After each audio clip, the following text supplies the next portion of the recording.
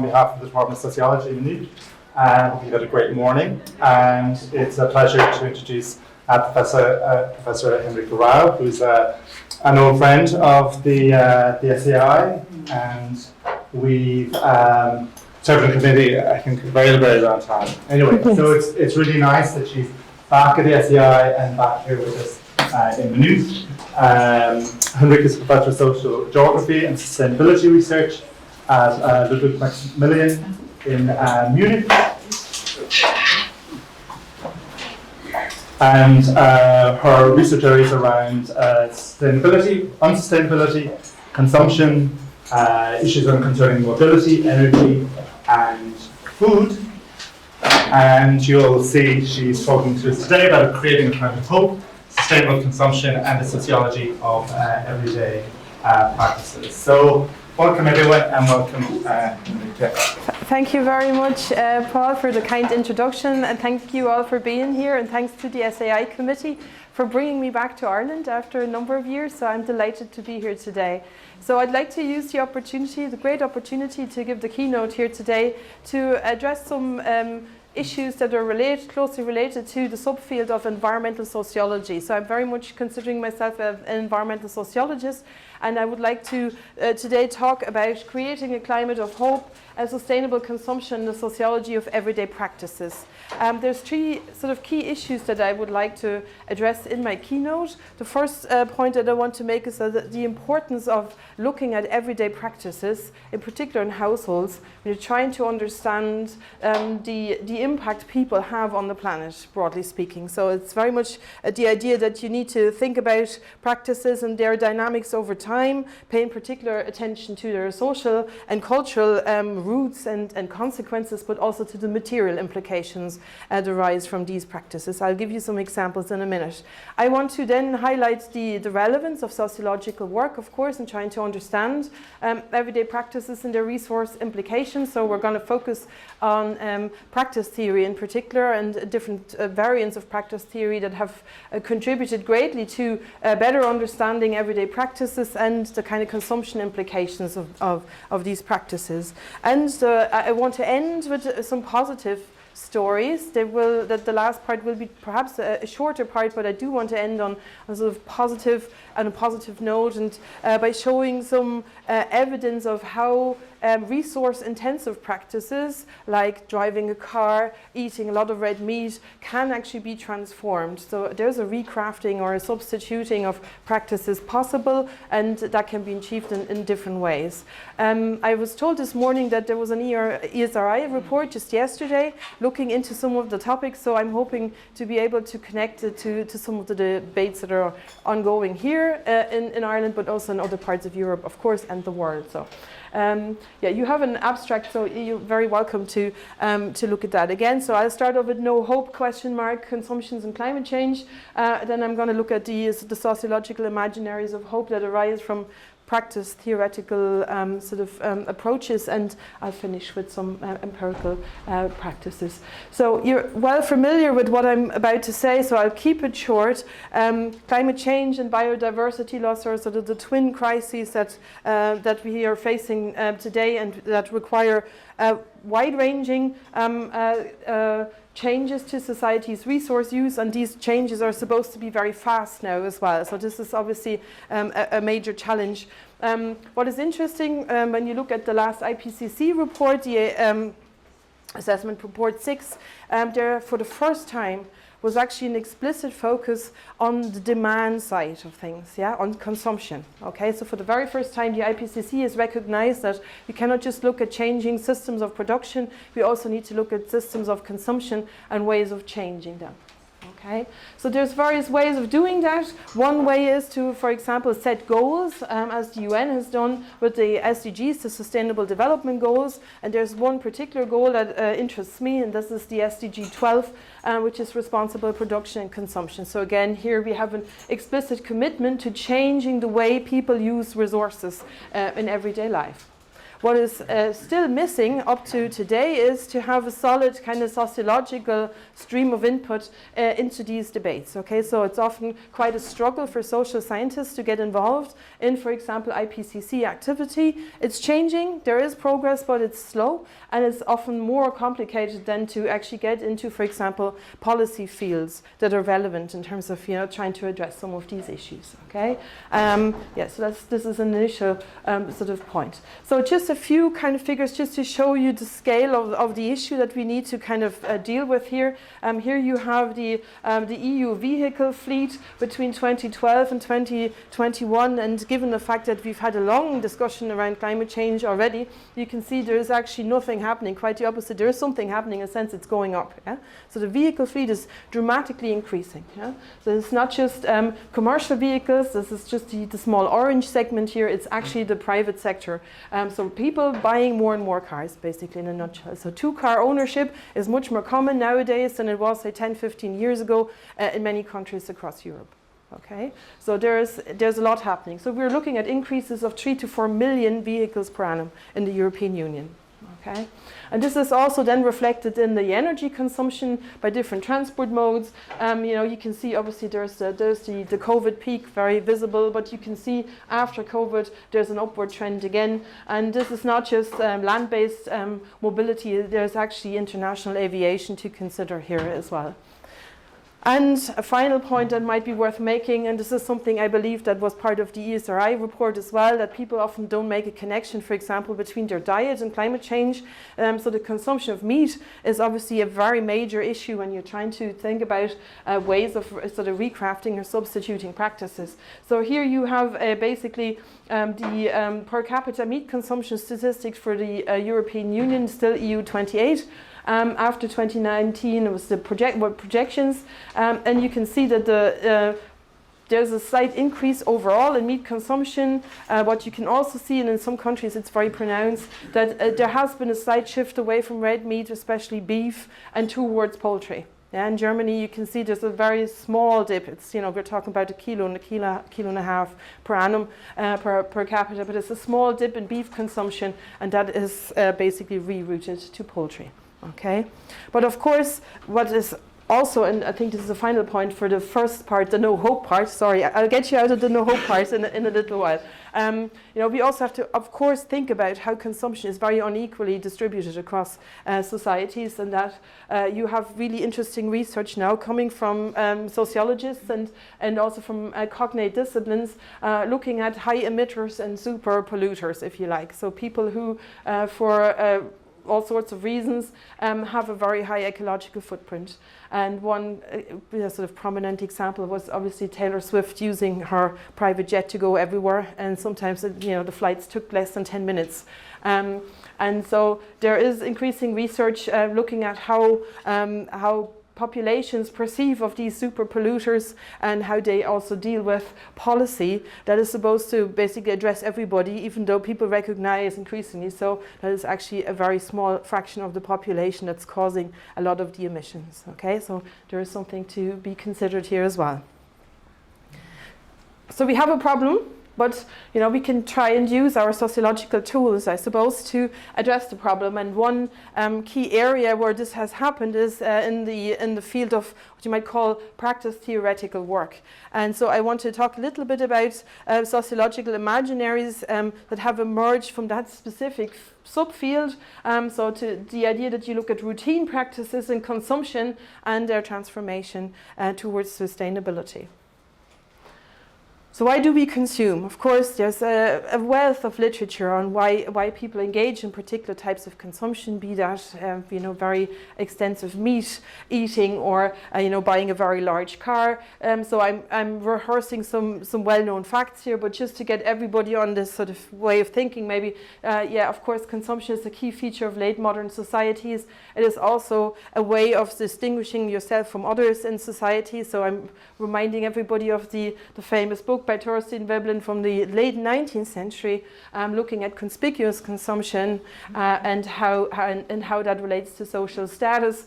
And of course, perhaps also very importantly, the whole question of how consumption can also be an expression of social relations. Social relations, for example, in relation to family members or care for others. And Daniel Miller's work is fabulous in this respect, in that he always reminds us, why people shop. Yeah, they shop for all sorts of reasons. It's not just the material component that matters.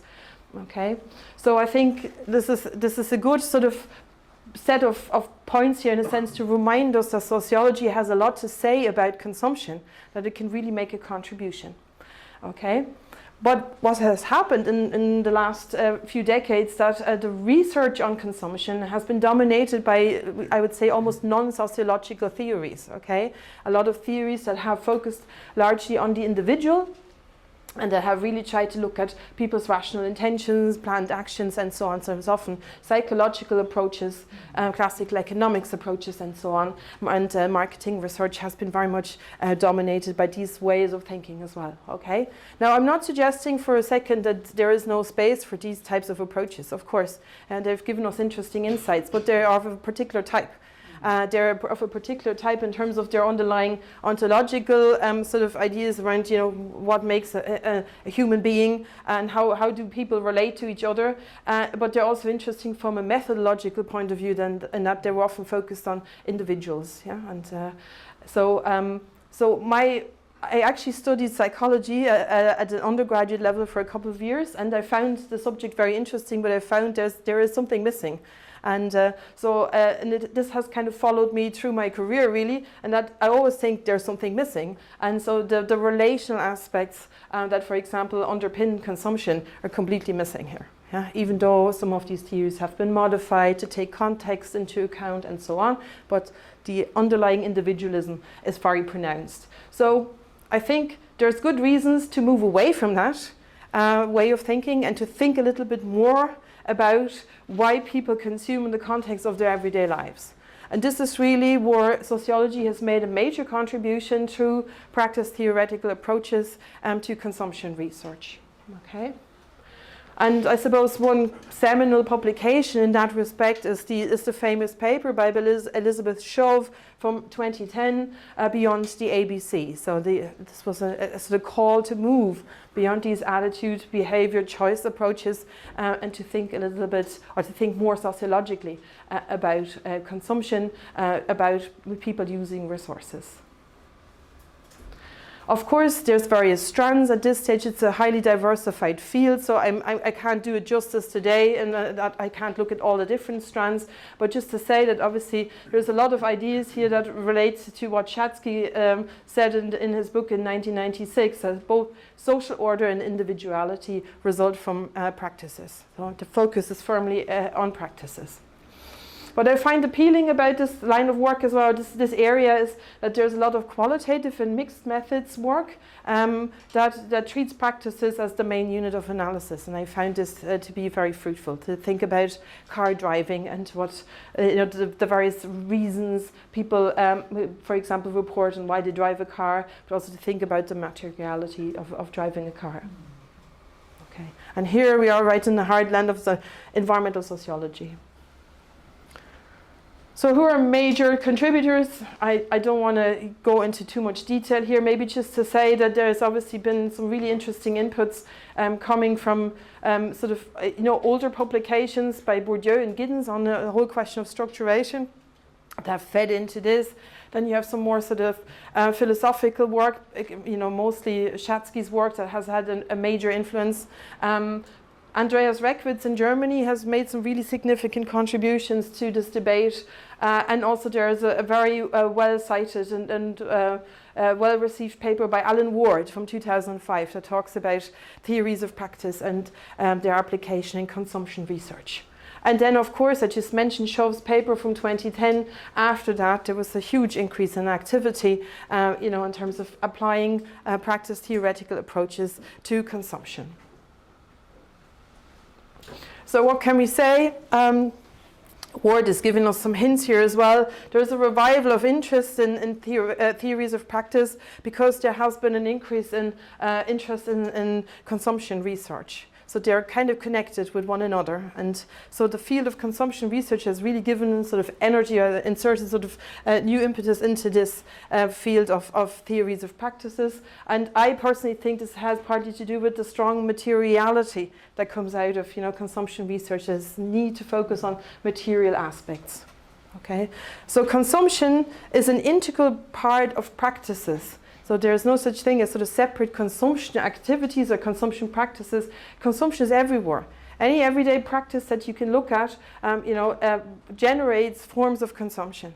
Okay, so you plug something in, you use energy, you use water, you use land in various ways. Okay, and Chauve has really shown that very well in her work, for example, on the subject of energy use. She basically says there's no point in looking at energy consumption or energy use as a sort of standalone phenomenon. You need to ask what it's for. What is energy being used for by people? And maybe a final point that I find appealing about consumption, theories of practice in the context of consumption. Many practice theoretical approaches, they highlight the routine nature of everyday practices, the habitual. And I think this is something that we can work with and that can also help us explain why it's so hard to shift, for example, what people eat or how they get from A to B.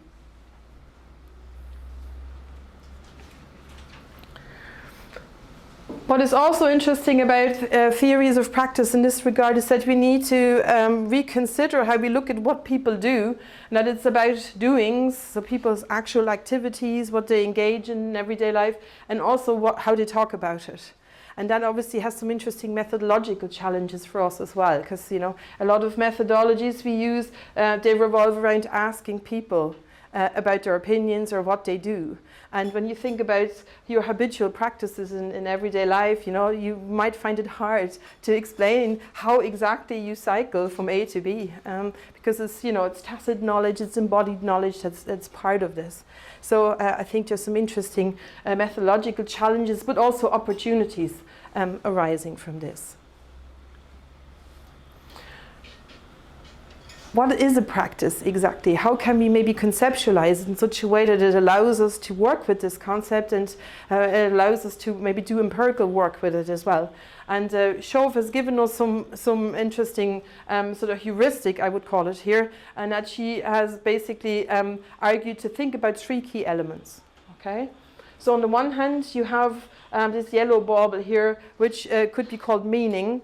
And what you have in there is anything from cultural conventions, prescriptions, for example, how to cook and what to eat, or how to move, expectations that other people have, and socially shared meanings in terms of, for example, what it means to own and use a car. Okay. Secondly, you have a second element that she calls competence, or sometimes it's referred to as competences and skills. So what people need to learn to actually be able to engage in certain practices like driving a car or eating meat. So you can think about the whole education element here, which is highly relevant. And third, and perhaps most appealing, as far as I'm concerned, is this really deliberate effort to reintroduce a material component here and to get us as sociologists to think about objects, tools, infrastructures in a much more systematic way than we've done maybe in the last few decades. Okay, so it's kind of rematerializing sort of ideas of society and interactions between people. Okay, so I just have an example here to illustrate what I mean by this. So driving a car fuses automobile technology and infrastructure, norms and prescriptions regarding mobility, and also the practical knowledge around how to drive. Okay, and you also obviously need to know the rules of the road. So we know a bit more now about what makes up a practice, but we also need to think about what we need to do to change practices if we're trying to arrest issues or at least tackle issues such as climate change or biodiversity loss. And again, you know, sociologists have given us some really interesting sort of tools to do that, okay? Again, coming from the whole Lancaster school, as I call it, so people around Elizabeth Shove who've worked with this idea of practices. You know, we have Nicholas Sperling, who has really made a major contribution towards understanding the dynamics of practices. Okay, so what we have here is we have an understanding that individuals are carriers of practices. This is hugely controversial, and this has also been used to kind of critique practice theory. That, you know, where is the individual agency in all of this? If people are simply relegated, if you like, to being carriers of practices. But let's work with this for now. We can discuss it maybe later as well. But interestingly, you know, what you can do is you can think about practices composed of these elements. You can then find ways to deliberately change these practices through a regrafting of different elements and also substituting some of the elements. A final point that Sperling makes on many occasions, and we've taken up on some of this as well, is practices, they form bundles. They're interconnected. Yeah, so for example, you can think about your commuting or mobility as a linking practice that connects you to, you know, to your place of work, where you do all sorts of different work-related practices. You can also connect work to your home. So where you might be engaged in practices around care, for example, and provisioning. So it's very interesting to think about bundles of practices, to think about what happens when you change just one of the practices within that bundle and what happens to the whole bundle. Okay? This is something that is also highly policy relevant. We'll come back to that later, because, you know, there's often an assumption that you can have your mobility policy, you can have your food policies, and so on. But you can often see then, when you, for example, change mobility, this will have knock-on effects for a whole range of different practices. Okay, so we need to work with that, I think. We're trying to understand, for example, why people insist on doing certain things in a certain way over long periods of time. But there are possibilities of ruptures, disintegrating elements, and so on. So some practices become dormant, sometimes for a very long time. When you look at sort of, for example, cycling statistics for Europe, you can see that you know, the height of sort of car-centric building and in cities, you know, the cycling share had often dropped to single digits when you look at all the different modes of transport that have been used. So there was a phase in the 70s and 80s where cycling was really down and very few people actually cycled. But people continued to teach their children how to cycle. This was an important rite of passage. So now you have a cycling boom in many cities in Europe, and this has been made possible by you know, this sort of dormancy, but people continuing to equip their children with the necessary skills and competences to cycle. Yeah, and now we have an improvement, if you like, in infrastructure, so in the material element again, and things are taking off again. So this is just one example to think about, you know, dormant practices and how they might reappear. So we can recraft, yeah, we can reduce the resource intensity of existing practices by changing particular elements. Classic example would be very much favored by you know, politicians in many parts of Europe, is to simply change the engine you have in your car. You need to move from fossil fuel to electric cars. Okay, that's a very simple way of changing the material element. Of course, that also coincides with a shift in meaning. You know, there's a lot of discussions around the range of electric cars, so people have to get used to maybe having a car that can't go as far as the one that they're used to. And it also changes the way you drive. In the sense, you have to develop some new skills. For example, how you refuel your car. Okay, so that's one way. But you can also go further and say, well, let's substitute practices altogether. If feasible, of course, this is not always a possibility, but you can move from driving to cycling if at all possible. Again, this has been made possible by some changes in materiality. And when you think about e-bikes, for example, which are quite popular, cargo bikes are very popular. I spotted some in Dublin yesterday as well, so the cargo bike is getting more popular here as well. And then obviously the final point is probably the major challenge to consider is, you know, how do you deal with these bundles of practices? How do you harness the complex interactions between practices so that changes that you make to one practice ripple through the interconnected practices? And this has been hugely controversial. You know, there's often ideas that you need to change people's attitudes and values around environmental issues to make sure that they basically behave in an environmentally friendly way in all sorts of different domains of everyday life. When you do empirical work, you see that that's often not the case. Yeah, they might do quite well in one area, and in other areas it's much more complicated. Why? The infrastructure mightn't be there, meanings might be difficult to navigate, you know. I mean, the decision to be vegetarian 30 years ago was a different one compared to today, for sure. So these are interesting questions to be raised. But it's also about thinking about how you can maybe rupture or disrupt these routine practices, okay, and what can be done from a political sort of angle as well to do so, okay? So how can we change the way people engage in these routine practices, and what possibilities are there for us?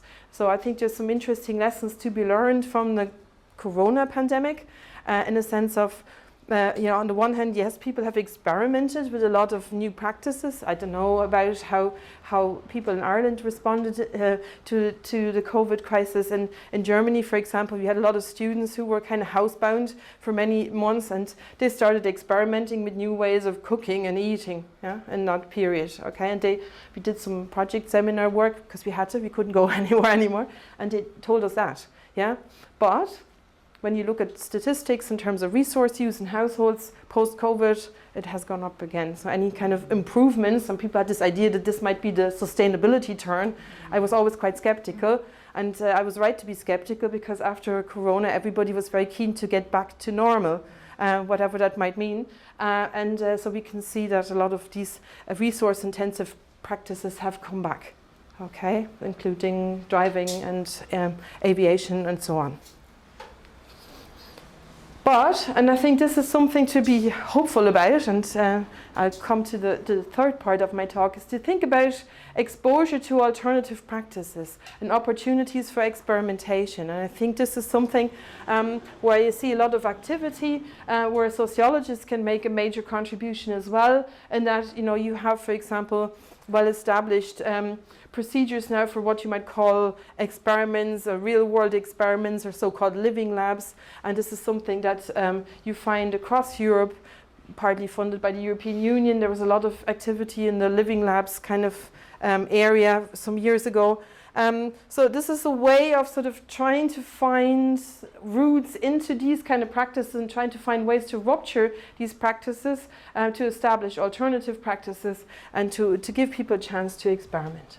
Okay, so just to give you one example from Germany, we've worked with a group in Heidelberg. These were kind of activists, but they also had an interest in research, and these were mobility activists, and they were trying to get parents of very small children to experiment with bicycles and bicycle trailers to see, is that a way of moving the child in a safe way, and also to convince people that, you know, you don't necessarily have to buy a car when you have your first child. Just, you know, it's a major life event where people buy cars. So they gave people a chance to try. You know, so they had the trailers there. People were experimenting, and this is a small-scale sort of effort to really try and establish alternative practices and to get people to know more about them. So yes, we have the tools. We have all sorts of options that we can look into, and I just want to really sort of think a little bit more about how you can then sort of translate that into practice, in the sense of, you know, what can people do with this in practical terms, and is there some evidence to move forward. So how can we challenge consumption in practical ways? There's all sorts of different ideas in the literature, not just in sociology, but also in cognate disciplines, geography, and also anthropology. So two major suggestions you have here is to kind of try and ask people to consume differently. And then also a second, a more radical proposal is to basically look at consuming less than you did before, okay? And I just had a look at the SAI report and the reactions to it, and I think there's still a very strong emphasis on the first point, yeah, try and get people to continue to buy things, but they might come with a green label. And there's much less emphasis, of course, on the second, which is more sufficiency oriented, to think about consuming less overall. The political reasons for that, I think, are quite obvious, but it's more it's more pronounced in some areas than in others. You know, there was a discussion around sort of recommendations to eat less red meat and how that's often very strongly resisted by the agricultural sector, by the meat lobby, and so on. Whereas in other areas, you know, there's a bit more movement in terms of, you know, consuming less. And you think about energy use post the start of the war in the Ukraine. There has been a window of opportunity to actually talk much more about sufficiency and to really drastically reduce your energy use in the home, for example. Okay, so I think it's interesting from a political perspective as well, but we can discuss that maybe later. Okay, so you're familiar with some of these ways of getting people to consume more sustainably. So ethical and responsible consumerism features here, labeling that will facilitate people sort of making the quote-unquote right choices. And of course, you've seen in the last few years in particular a lot of efforts on part of the industries to take up on this particular point and to use that quite strategically as well. So here you have a situation where responsibility for sustainability, for green consumption is really devolved to the individual. And this is seen as highly problematic by people who advocate for other approaches, okay? So consuming differently is actually the solution or part of the problem, question mark. Yeah, there's this growing critique of this particular strand of thinking because it puts the burden of responsibility on individuals and it eclipses the systemic nature of unsustainable production and consumption. And of course, there's a huge field of research now on corporate greenwashing. Yeah, so how this has been used by corporations and by companies to sell products that are potentially not that sustainable, but have a green label. So resistance is growing to this kind of approach. And so you have people who've advocated for a consuming less approach. And so you know, voices in that direction, so they come from different fields. You have obviously campaigners who have argued for a degrowth approach, for downshifting, for voluntary simplicity. And you also have people who are increasingly focusing on well-being and quality of life as an alternative sort of narrative to growth-based kind of logics that we've been presented with a lot. Okay, but you have a more or less radical critique here of green consumption, arguing for structural change and collective action to end unsustainable practices. So this is a much more sort of systemic approach that focuses a lot on changing structures. This whole area of consuming less has been around, but it's been very much on the margins of the discussion for a long, long time. But in the last few years, there has been a bit more interest in this, partly aided by developments in adjacent fields. You know, some of you may have come across Kate Raworth's donut economics approach, and some of these ideas around sort of creating if you like, a consumption corridor where you meet people's needs on the one hand, but you also cap excessive consumption on the other hand. Yeah. I don't have the time today to go into too much detail here, but it's definitely worth exploring how this can basically be facilitated and how, for example, ruptures to particular practices can be part of this strategy. So is there room for hope? I think there is. I'll give you a few examples.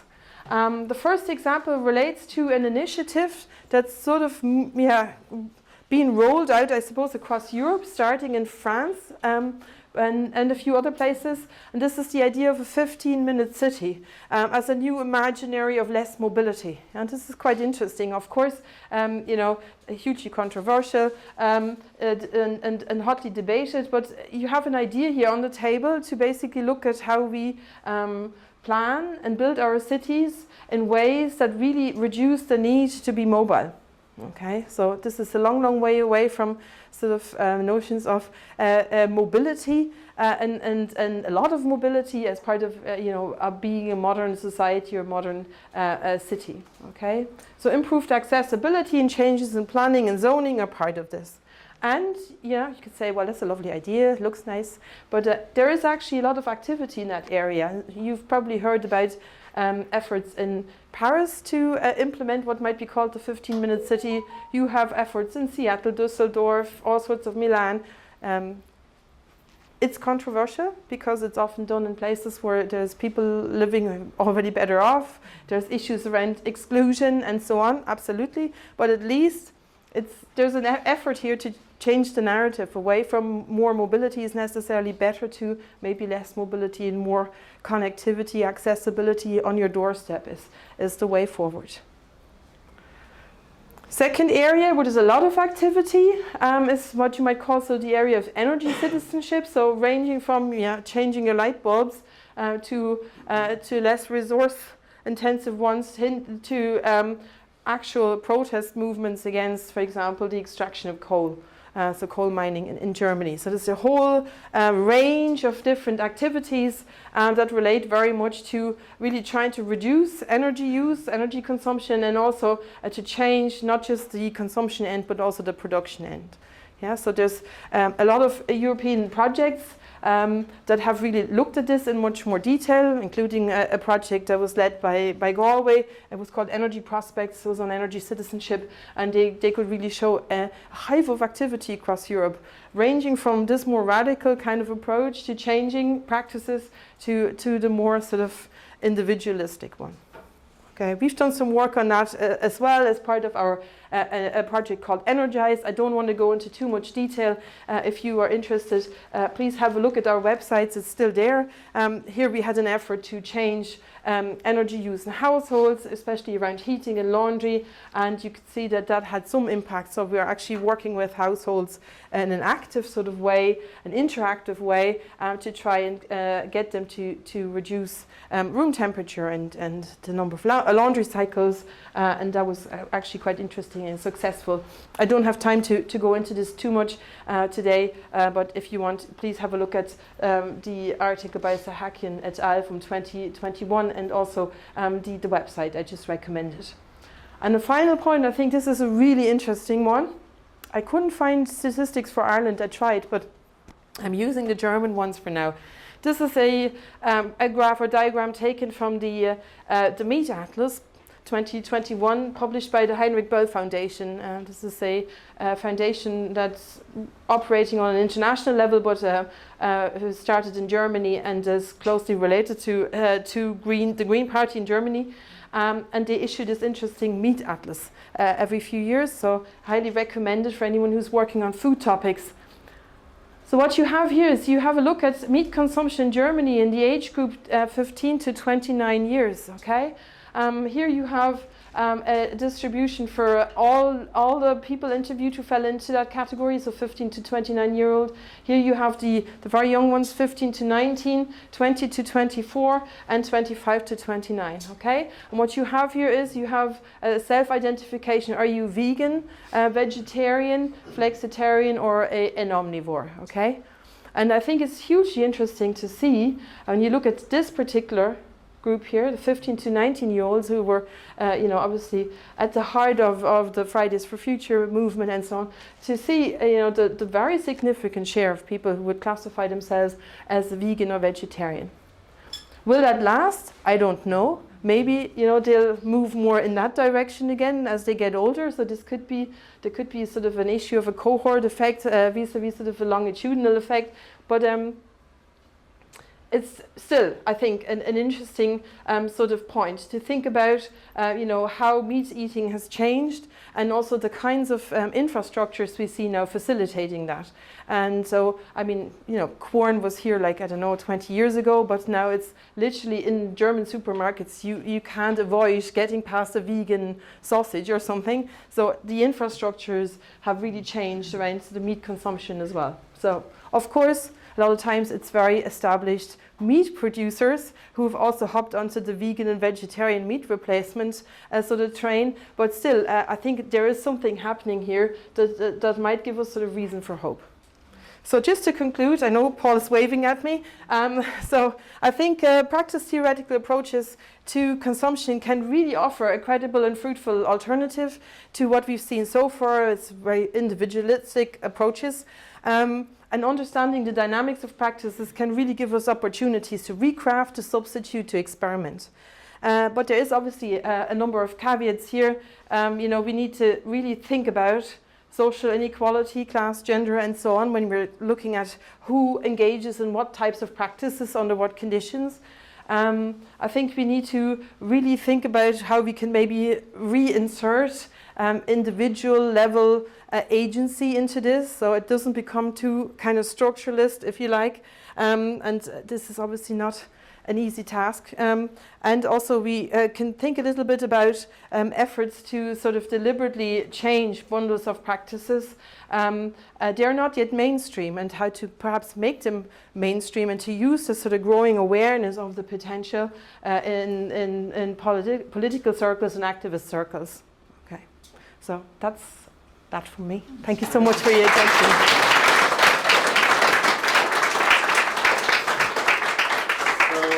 Thank you so much. You're welcome. Henrike, that was really interesting, really relevant. And it is just great to see sociology, I think, coming back or trying to be in this space more. Absolutely. As well. So we've run to 20 minutes. Yeah. If you have any questions. I'd be happy to take questions.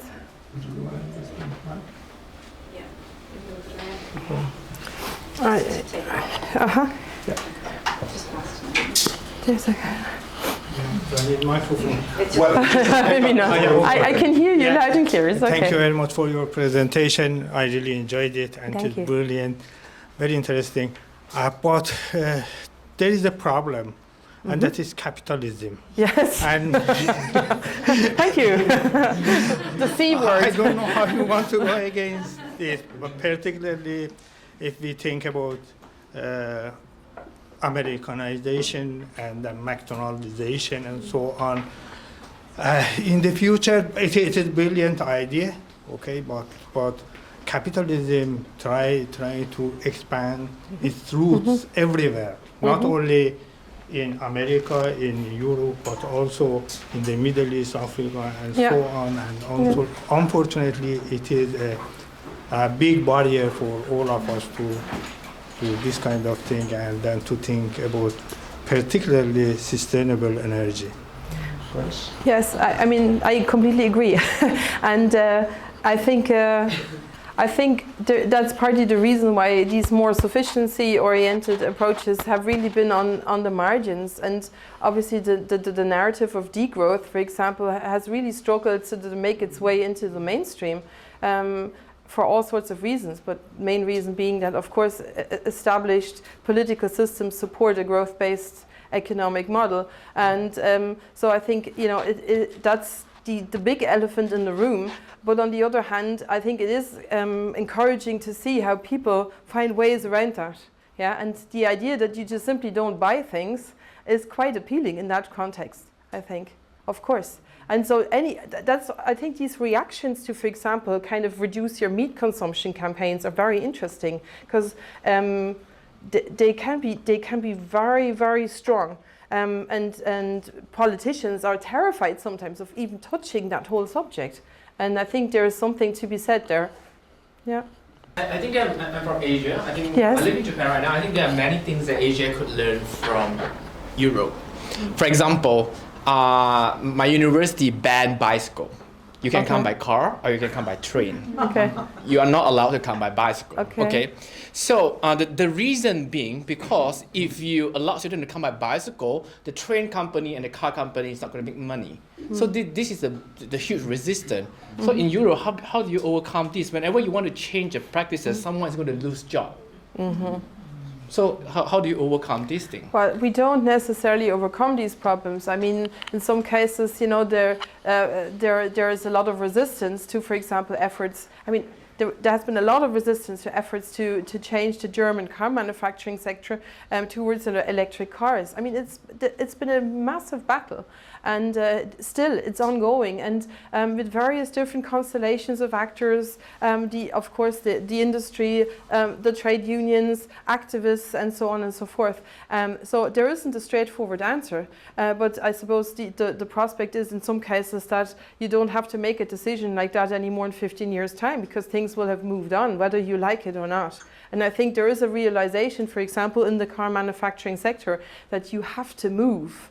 Otherwise, you will be completely irrelevant in a few years' time. We're not even talking about decades, we're talking about a few years.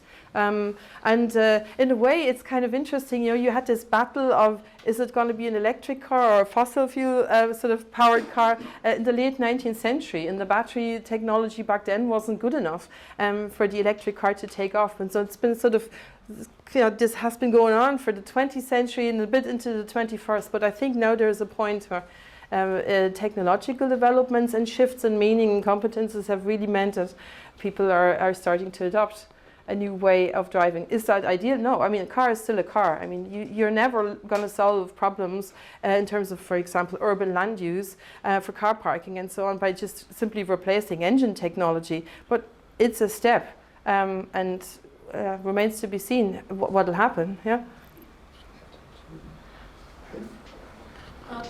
Thank you for that presentation. I think my question is slightly different. There was a bit of emphasis on food consumption, and here I speak as someone who comes from India, and the policing of food consumption, and in the previous one of the previous panels, there was a discussion on the far right. Mm-hmm. So, for example, in India, you see a lot of policing on meat consumption and the otherizing of religious minorities on the basis of food consumption. Yes. And over the last good few years, I'd say, and people I know of in my own sort of wider social networks who've been on TED Talks promoting like vegetarianism, veganism. Mm-hmm.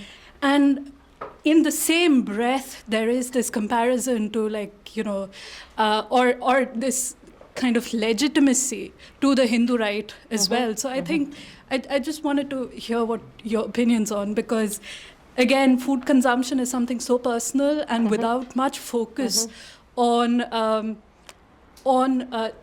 the supply chains. I think I agree. Just the focus on individual consumption is just No, I mean I can only agree with you. Of course, I mean it's partly because of the brevity of things here that I couldn't get into the whole sort of chain from production to consumption. But I mean, I suppose this is one point I wanted to make here in terms of an underemphasis on social and cultural issues that might arise. For example, when you're starting to promote prescriptions around nutrition, that might go against a particular religious group, or particular parts of society that have adopted very different practices.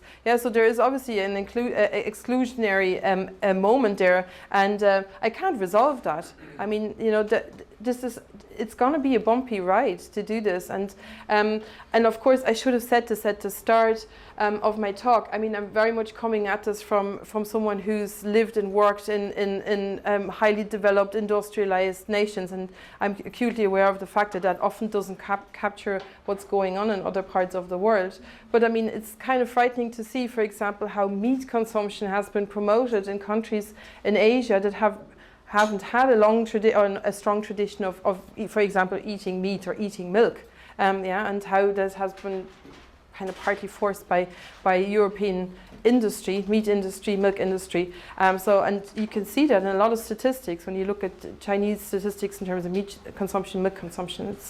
It's very interesting to see the upward trend, but it's not something that happens naturally. It's been promoted, where people have an interest in obviously opening new markets to a European sort of diet.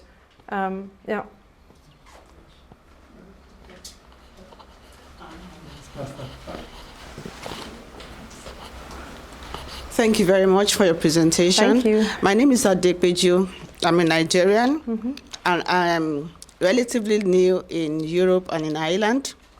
I'm just thinking, if I were to take this methodology to Africa, what if I will get the same results, of which I don't think so. Because you are thinking of how to reduce energy consumption. We have not even started producing energy. And then also, on a lighter mood, I could see that, like I made a post yesterday on TikTok that, oh, the sun yesterday was so harsh and it was so heated up, and I had to remove my jacket and everything. And I said, oh, did Ireland import the solar from Nigeria or from somewhere in Africa? And then I noticed that when it's hot here, rather than turning on the air conditioner, you open the windows and the doors. And I wonder that if I live somewhere in the crowded area of Dublin, will I be safe to open my doors and my windows? Thank you. Yes, thank you very much.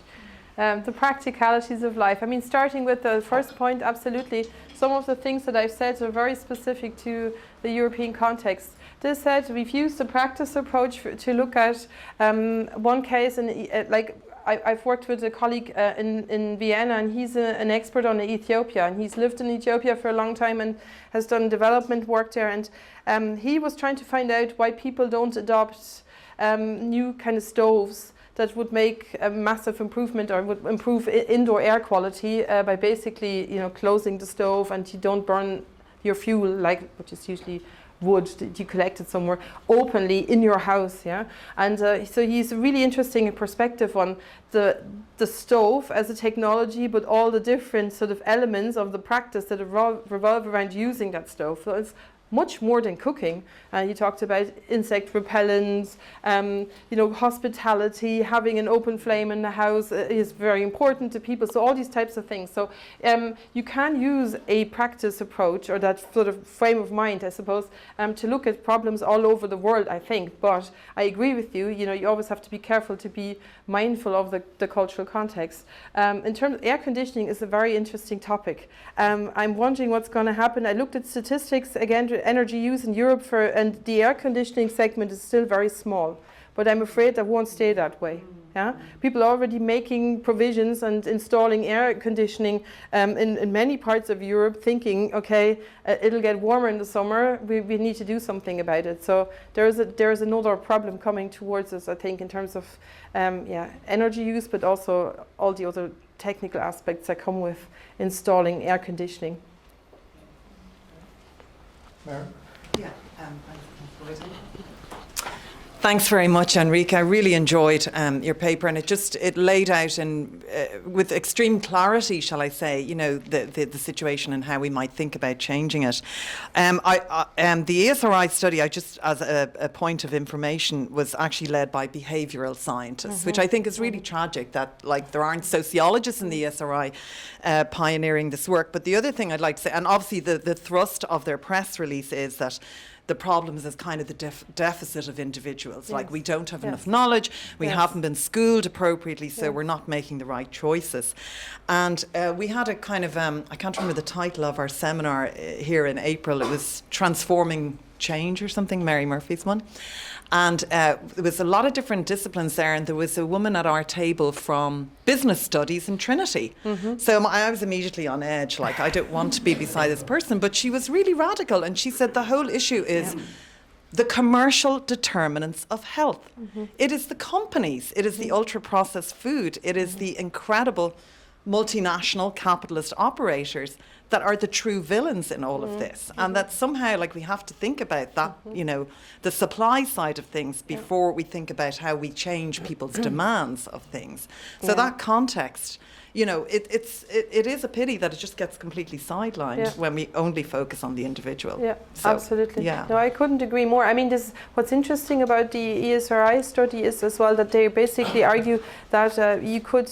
I mean, they have a kind of information deficit approach there, especially in relation to food. So they say people don't make the connection between their diet and climate change, so you need to change that by rolling out more information Yeah, but they also admit, and probably reluctantly, but they also admit that in the area of mobility, you can stop running information campaigns because people know that their driving contributes to climate change, but they don't change. Why? Of course, infrastructure is the big elephant in the room, but also certain issues around meaning. And so I completely agree with you. I think this sort of behavioral, individualistic approach has really contributed to this responsibilization of individuals, and I think that's fundamentally wrong, because you're operating within a system that's inherently unsustainable. And I agree that, of course, you need to look at the production side as well, but given that the demand consumption side was so under-researched and didn't really feature, I felt it'd be important to put that back into the picture. But yes, I mean, why do we, I mean, in Germany, you might know, this is sort of almost a running joke about the Germans, separating their waste. So you spend hours per week, tidying up your waste, and why do we have that in the first place? I mean, why do we have waste from triple wrapped apples or whatever in the first place? And also, of course, it turns out that a lot of that stuff is simply burnt, and or shipped somewhere else. Well, not as much anymore as in the past, but the recycling rates are very low in Germany. So, so people, there's all these sort of things happening where people are really questioning established pro-environmental behaviors as well, because they're going, well, if the Wuppertal Institute is telling me only 15% of this has been recycled, the rest has been shoved into incinerators, why do I bother having a designated area in my small kitchen under the sink somewhere separating my waste? Yeah. Still have a question? Yeah. Thanks. Oh, thanks very much. Thanks very much, Henrike, for the great presentation. Thank you. Yeah, just so I've just looked at some recent cycling scholarship looking at growth and cycling kind of being tied with growth narratives.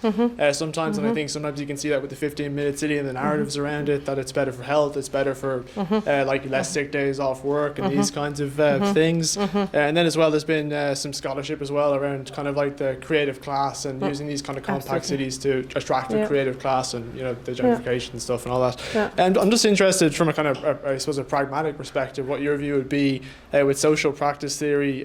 Do you think it needs to be framed from a kind of so obviously that's kind of one way to bring it into policy discussions is take the kind of green growth narrative or leave that untouched, I think, and kind of just get it in the discussion in policy circles. And that's kind of like what one of the groups that led by Emmett on the Environment Society study group we've been trying to do. We've been submitting to public consultations and stuff. But then, of course, you brought up the kind of degrowth perspective. I'm just wondering what your kind of views would be on how it should be used, and should it be kind of delineated as explicitly a kind of sufficiency-based approach? Yeah, I mean, obviously the politically correct answer would be to say you can have both, and a lot of people say that. I'm not entirely sure that you can have both, because, for example, when you look at, let's take the German example again. I mean, there's massive campaigns now by various well-established NGOs in the sustainable mobility field to reduce subsidization of cars. Yeah, in many ways you have all sorts of tax incentives that help you own a car. Companies can give you a company car, and you have incentives there. So there's a lot of money that goes into that. Okay, so if you were serious about sort of sufficiency arguments, you'd have to say categorically this has to stop. Yeah, but the idea is that at the moment is you do that still, and then you add some additional funds for example, cycling infrastructure, and that's what's happening at the moment. So you don't touch the big issues, and you just kind of start creating alternatives just to kind of maybe take the pressure out of the debate a bit. So I don't know, is that the way forward? We have to wait and see. I mean, there will come times as well where public money is getting tighter again. So yeah. A second point, I think my colleague Ansgar Hudde at the University of Cologne has done some really interesting work, yes, about how the cycling revolution in Germany was pretty much middle class, and it was all about highly educated people with reasonably high incomes buying bicycles and cargo bikes to do that and to drive that forward. So I think there is definitely a gap in research there as well to look at perceptions of cycling in sort of less well-off kind of context. Yeah. Yeah. Just maybe super quick, we're just on time. Yeah.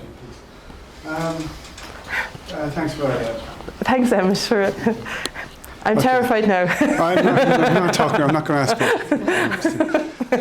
First of all, some comments on capitalism. I know that I haven't read it myself. I have the book at home. Elizabeth Shove has brought out a book on practice theory in relation to capitalism. Absolutely, I imagine it's about how it's constellation Yes. of practices makes up capitalism. So, but to me, it would look like that there's a large room to use practice theory to look at how more specifically capitalism itself affects practices and the predict and build planning problem that's out there. There's this argument that they predict demand and they need to build for it, but actually what it always does, demand rises to meet what they build. I imagine there's a huge amount where capitalism specifically affects that, but that's not the question. Oh, okay. Okay, so the question is actually on your thing to do with interlocking practices as a means of changing practices, which I know in practice theory they also have practice nexus arrangements which link to that. And I know that you mentioned Giulio Mattioli there, and he did himself and others a great piece on data mining of car driving. Yes. And basically car driving is not about getting from A to B, it's about all the things that you're doing with the car as a cargo function. Yes. Ferrying children to school, dogs to a place to walk, bicycles to a place to cycle, rubbish to waste facilities, and all of that, which basically points to a need for cycling to take over, become embedded in practices similarly, but it doesn't necessarily have the cargo function as much. Do you have anything from your own research or your own knowledge in that area about that interlocking means to change and encourage a different type of practice like that? Yeah, thanks, Emmett.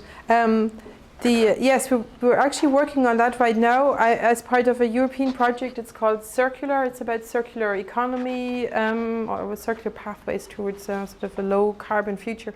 And I'm responsible for the work package on circular consumption, and we're looking in particular at what needs to happen to convince people to basically drive less, or lo and behold, actually get rid of their private car.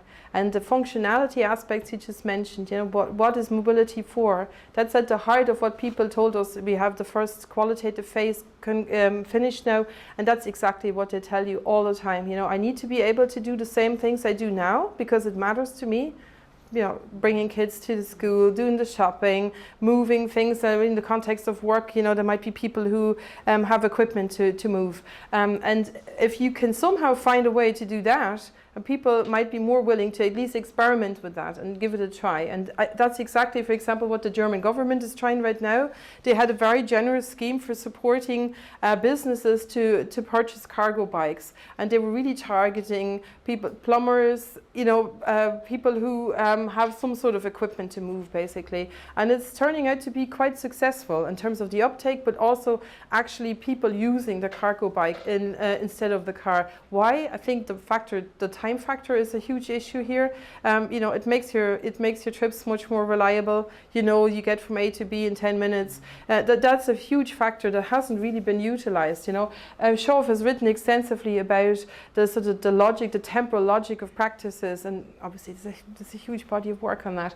And I think one could utilize that way more to not go, oh, you're saving carbon. You're actually saving time. You don't have to look for a car parking space. Simple things. I do think there's potential there, especially around the shift from driving to cycling. Okay, folks, we're just over time, so we'll draw to a close. Thanks, thank Paul. you again. Thank you. Thank you.